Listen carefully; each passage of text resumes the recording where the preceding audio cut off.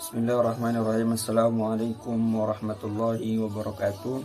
Alhamdulillahirabbil alamin. Pada kesempatan kali ini saya sedikit mencoba menjelaskan tentang bagaimana kepemimpinan dan perilaku dalam organisasi pendidikan Islam itu sendiri.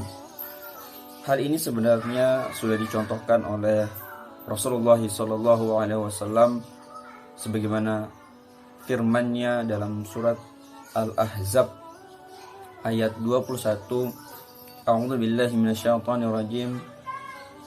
Bismillahirrahmanirrahim. Laqad kana lakum fi Rasulillahi uswatun hasanah. Yang artinya sungguh dalam diri Rasulullah SAW itu sendiri terdapat suri tauladan yang baik.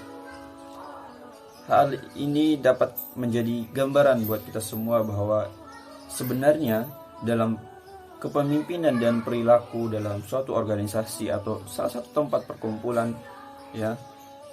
sudah diberikan contoh yang baik bagaimana kita sebagai seorang pemimpin harus memberikan sesuatu yang baik, uswah, contoh kepada yang lainnya. Begitupun juga dalam berperilaku, harus berperilaku yang baik, sopan dan santun sesuai dengan apa yang telah dicontohkan oleh Rasulullah SAW itu sendiri. Selanjutnya dalam hadisnya juga Rasulullah SAW menjelaskan kepada kita bahwa khairukum nas anfa'um linnas, di mana di dalam hadis ini sangat jelas dijelaskan bahwa manusia yang baik adalah manusia yang bermanfaat bagi manusia yang lain, dalam arti bahwa kita harus memberikan sesuatu yang baik. Menjadi seorang pemimpin harus menjadi pemimpin yang baik, pemimpin yang jujur, pemimpin yang amanah, pemimpin yang cerdas dalam mengambil suatu keputusan, dan pastinya pemimpin yang akan terus memberikan contoh yang baik, memberikan hal-hal yang positif kepada lingkungannya. Karena apa?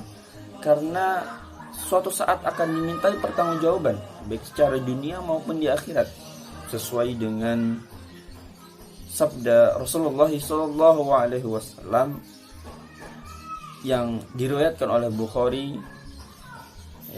di mana di dalam hadisnya menjelaskan bahwa kulukum ra'in wa kulukum mas'ul. Setiap kalian adalah pemimpin dan setiap pemimpin akan dimintai pertanggungjawabannya.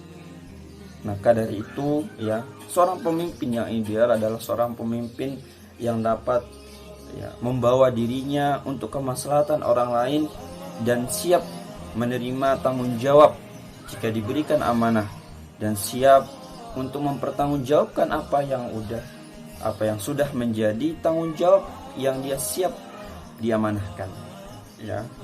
Selanjutnya hal ini juga dijelaskan oleh Allah Subhanahu wa taala dalam firman-Nya di dalam surat Al-Isra ayat 7,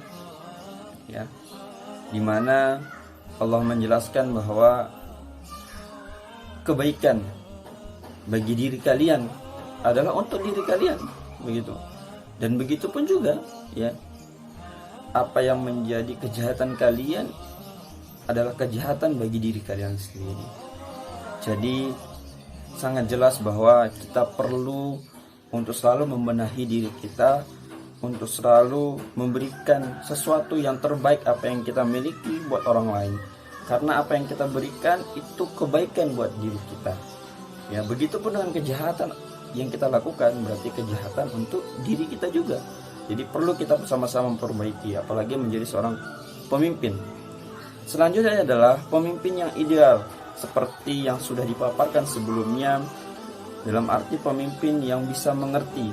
Pemimpin yang ideal itu pemimpin yang dapat memberikan contoh yang baik. Pemimpin yang ideal itu pemimpin yang karismatik, pemimpin yang bijaksana, pemimpin yang demokratis. Dalam setiap pengambilan keputusan harus mengedepankan musyawarah, diskusi, harus mengedepankan mufakat, tidak boleh otoriter dalam mengambil suatu kebijakan, dan tidak boleh menunjukkan perilaku yang arogan yang semaunya, yang seenaknya, ya. Itu bukan ciri yang seperti dicontohkan oleh Rasulullah, ya. Rasulullah jika mencontohkan dalam mengambil suatu keputusan, ya, harus bermusyawarah dulu, ya. Kalau tidak akan ditegur oleh Allah. Begitupun oleh diri kita sendiri, ya.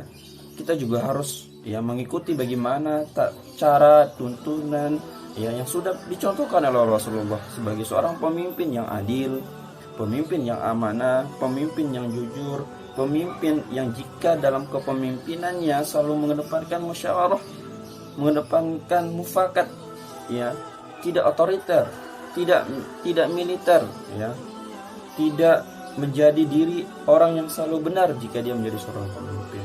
Dalam perilakunya pun dijadikan sebagai contoh karena dia adalah seorang pemimpin, ya. Maka dari itu, ya, pada kesimpulannya adalah pemimpin yang ideal adalah pemimpin yang dapat memberikan kebermanfaatan baik bagi dirinya maupun bagi orang lain.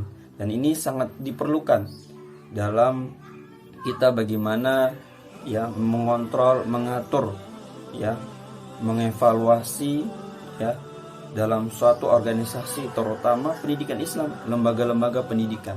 Ini sangat diperlukan sosok-sosok pemimpin yang dapat mengedepankan kebaikan bagi dirinya dan kebaikan bagi orang lain, serta harus selalu jujur, ya, amanah, dan tidak boleh arogan dalam mengambil keputusan. Harus ada mufakat dan musyawarah.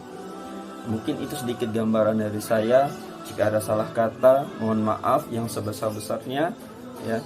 Dan jika ada kebenaran, itu bukan datang dari diri saya sendiri, tapi datang dari Allah Subhanahu wa Ta'ala. Terima kasih sebelumnya. Hanya ini yang dapat saya sampaikan. Kurang dan lebihnya mohon maaf. Wassalamualaikum warahmatullahi wabarakatuh.